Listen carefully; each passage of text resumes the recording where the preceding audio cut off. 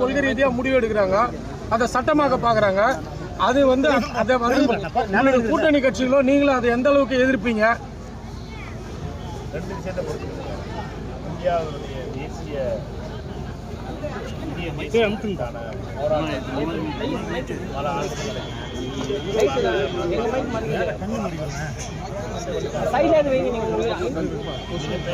மக்களை கத்தியின்றி அர்த்தமின்றி மிகப்பெரிய சாம்பிராய சுதந்திரம் அப்போ உபயோகப்படுத்தப்பட்ட வார்த்தைகளும் உபயோகப்படுத்தப்பட்ட முழக்கங்களும் மக்களை இந்திய தேசியம் என்ற அந்த கனவு, காந்தியுடைய கனவு நனவாவதற்காக முழக்கங்கள்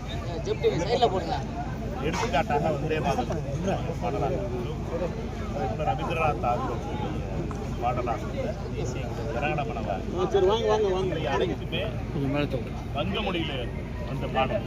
ஆனால் நம்மளுக்கு அர்த்தம் தெரியாது, ஆனால் நம்ம அனைவரும் அதை மதித்தோம். அதற்கு மிகப்பெரிய கௌரவம். அது வந்து நம்முடைய தேசத்தை ஒன்றிணைக்க வச்சது. அதுதான் இந்திய தேசிய சுதந்திர போராட்டம். ஆனால் அந்த சுதந்திர போராட்டம்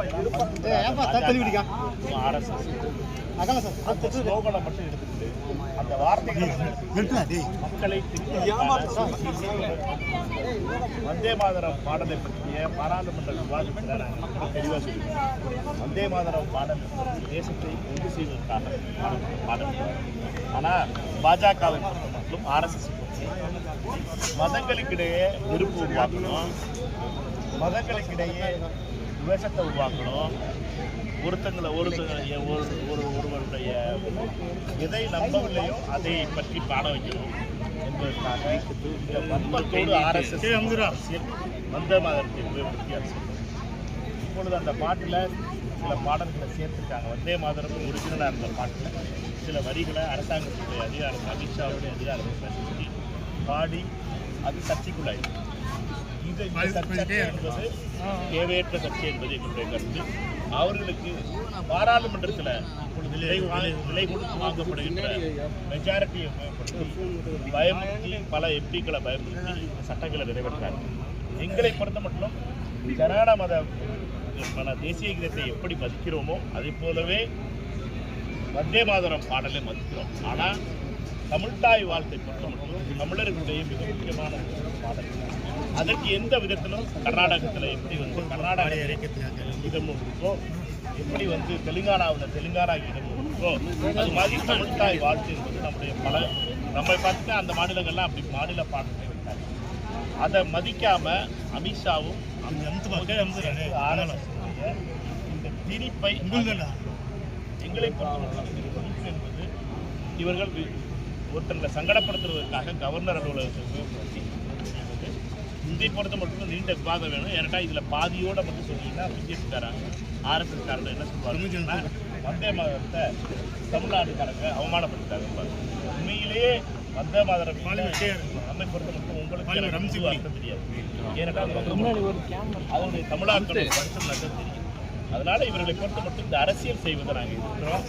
இது மாதிரி தீவிரமான அரசியலை RSS பிஜேபின்னா செய்ய முடியும். அதனால தான் தமிழ்நாட்டில் ஒத்த சீட்டு கட்சியாக இருக்கு. சார் இப்போ மத்திய அமைச்சர் ஆவார்னு அனிதா ராதாகிருஷ்ணன் பேசியிருக்காரு. சிதம்பரம் என்ன சொல்லியிருக்காருன்னா பாஜகவோட ஸ்கீம்ஸுக்காக அவங்களோட மசோதாவுக்காக திமுக அனுப்பும் சூழல் வரும் அப்படின்னு பேசுறாங்க. அனிதா ராதாகிருஷ்ணன் ஸ்பீச்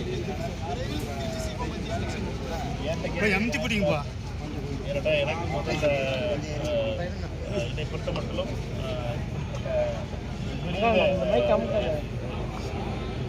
விபரீதமான முடிவுகளை என்னன்னா பாஜகவை எதிர்த்து மோடியை எதிர்த்து இரண்டாம் கலந்து சட்டத்தை அப்படிப்பட்ட ஒரு நிதிக்கு ஒரு சட்டத்தை அப்படிங்கிறது எனக்கு ரொம்ப சந்தேகமாக இருக்குது. இதை பொறுத்த மட்டும் நாங்கள் நம்புறதெல்லாம் என்னன்னா ஜனநாயகத்தில் உண்மையிலேயே பாஜக அரசு பொறுப்பு அரசு கொள்கையில் எந்த விதத்திலும் சமரசம் செய்யும். சார் அப்புறம் சார் லஞ்சம் தவிர நெஞ்சம் நிமிர்னு சொல்லிட்டு உங்களோட ஸ்லோகன் ஆரம்பிச்சு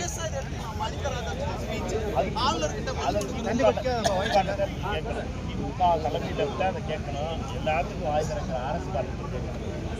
எல்லாத்துக்கும் விளக்கம் சொல்கிறது அரசு பார்த்து விஞ்ஞானி மாதிரி பேசுகிற அரசியல் விஞ்ஞானி மாதிரி பேசுகிற அரசு என்ன அர்த்தம், அதுக்கு என்ன அது கட்சியோட கருத்தா முடிவு பண்ணிட்டீங்களா பத்திரிகையாளர் அவரை கேள்வி. அரசியல் நாகரிகம் இல்லாம பேசுறாருன்னு குற்றச்சாட்டுறீங்க ஆர்எஸ் பாரதி. ஆனா இன்னைக்கு அவர் அரைமிசை பாரதின்னு நீங்களே சொல்லியிருக்கீங்க. அவர் தானே சொன்னது, நான் சொல்லலையே. நான் சொல்லவே இல்லை சாமி, அவர் தான் சொன்னாரு. நான் ஒரு கார்பரேஷன்ல கூட தாவேக்காவும் இந்த கூட்டணி கட்சியும் ஜெயிச்சுட்டா, நான் அரமிசை எடுத்துக்கிறேன் அப்படின்னு அவர் தான் சொன்னார். வீடியோ வேணா அரமிசை அதான் மீசையை எடுத்து விட்டால் அரமிசை பாரதி. மீசைனா என்ன, 2 மீசையை வச்சிருக்க முடிக்கி விடுறதா பாரதியோட வரலாறு. இவர் வந்து நான் அரமிசை எடுத்துக்கிறேன்னு சொல்லிட்டாருன்னா அப்புறம் அரமிசை பேரை மாற்ற முடியாதுல்ல, அவங்க அப்பா வச்ச பேர். அதனால அதை மதிக்கிறேன் நான். அதனால அரமிசை பாரதினா அரமிசை ஜனவரியிலேருந்து எடுத்துக்குவார்னு தான் சொன்னேன். அதனால அரமிசை பாரதி என்று ஜனவரி முதல் அழைக்கப்படுவார்னு நான் சொன்னேனே ஒழிய நான் முன்னாடிலாம் சொல்லலை. நான் இந்த வார்த்தையை ஆட் பண்ணலை. அவர் அப்பா வச்ச பேர், அவர் சொன்ன சவுடாலு, அந்த சவுடாலில் வரப்போல ரிசல்ட், அதுதான் நான் சொல்றது. சார் அப்புறம் எம்பி வந்து ஒருத்தர் பணம் கட்டுறதாக குற்றச்சாட்டு சொல்லியிருக்காங்க. காங்கிரஸுக்கு அதிகமான இடங்கள் வந்து கேட்டு பெறுவீங்களா சார் தாவேகா கூட்டணியில்? காங்கிரஸ் தாவேகா உறவு என்பது மிகவும் ஆழமான உறவு. ராகுல் காந்தி அவர்களை சகோதரர் என்று அழைப்பவர் அன்புக்குரிய சகோதரர் முதல்ல தமிழக முதலமைச்சர். அவர்களுடைய இருவருக்குமான உறவு என்பது சூப்பரான நீண்ட நாளான உறவு. அவர்களை பொறுத்த மட்டும், எங்களை பொறுத்த மட்டும் எங்களுக்கு உரிய மரியாதை நாங்கள் கேட்காமலே நாடாளுமன்ற மாநிலங்களவை தாவேகாவை பொறுத்த மட்டும், அதுவும் குறிப்பிட்ட தமிழக முதலமைச்சரை பொறுத்த அவர் வந்து இந்த உறவை மிகவும் கண்ணியமான உறவாக பார்த்தார். அதனால தான் நாங்கள் கண்ணியமாக நடந்துக்கிறோம். எங்களை பொறுத்த மட்டும் எங்களுக்கு எங்களுடைய தோழர்களுக்கும் தாவேகாவுடைய தொண்டர்களுக்கும் இந்த உறவு என்பது சிறப்பான சகோதரத்துவமான உறவு. அதில் எங்களை பொறுத்த மட்டும் நாங்கள் எந்த நேரத்தில் தேர்தல் வருதோ அந்த நேரத்தில் பார்த்து பேசுகிறோம்.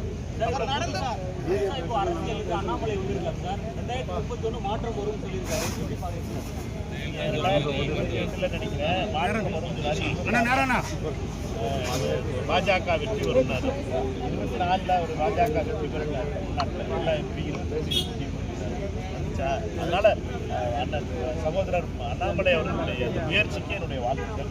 ஆனால் ஒன்று மட்டும் அவர் சொல்கிற வார்த்தைகள்லாம் இருக்குதுல்ல, முதல் சேவை என்னன்னா ஹிந்தியில் என்ன மோடி சொல்ற அதே வார்த்தை முதல் சேவகன் அப்படின்னு. முதல் சேவகன் எல்லா கொள்கையிலுமே ஏறக்குறைய மோடியுடைய கொள்கையை தமிழில் காப்பி அடித்து வச்சிருக்க கொள்கையாக இருக்குது. ஹிந்தியில் மோடி சொல்கிறாரு, அதை தமிழில் அண்ணாமலை சொல்கிறாரு. அதனால தமிழ்நாட்டினுடைய மோடியினுடைய கார்பன் காப்பியாக தான் அண்ணாமலை இருக்காரு. ஒழிய இந்திய சரக்கெல்லாம் ஒன்றும் இல்லை. அவரை பொறுத்த மட்டும் மீண்டும் பாஜகவுடைய தேசங்கள் வந்து தமிழ்நாட்டில் தோலுரிக்கப்பட்டது. ஆர்எஸ்எஸ்னுடைய வெறுப்பு அரசியல் தமிழ்நாட்டில் ஈடுபடலை அப்படிங்கிறதுக்காக புதுசாக வேஷம்லாம் கட்டியப்பட்டாரு. நான் முதல்ல சொல்றது பார்த்தேன், நம்ம வடிவேலு கதையில் வர்றாப்புல எப்படா கண்டுபிடிச்சியன்னு ஒன்று கொண்டையே மறைக்க முடியல அப்படின்னு கொண்டதான பிரச்சனை அப்படின்னு அந்த கதையை அண்ணாமலை வந்து மோடி எதிர்ப்புங்கிறது இல்லாமல் இருக்குதுனால அந்த கொண்டை மோடியினுடைய அன்பு அவருடைய கொண்டைங்கிறது கொண்டையாக மாறிருக்கு. மோடி மேலே இருக்க அவருடைய அன்பு, அவருடைய பாசம், அவருடைய விசுவாசம் அவரை காட்டுங்க.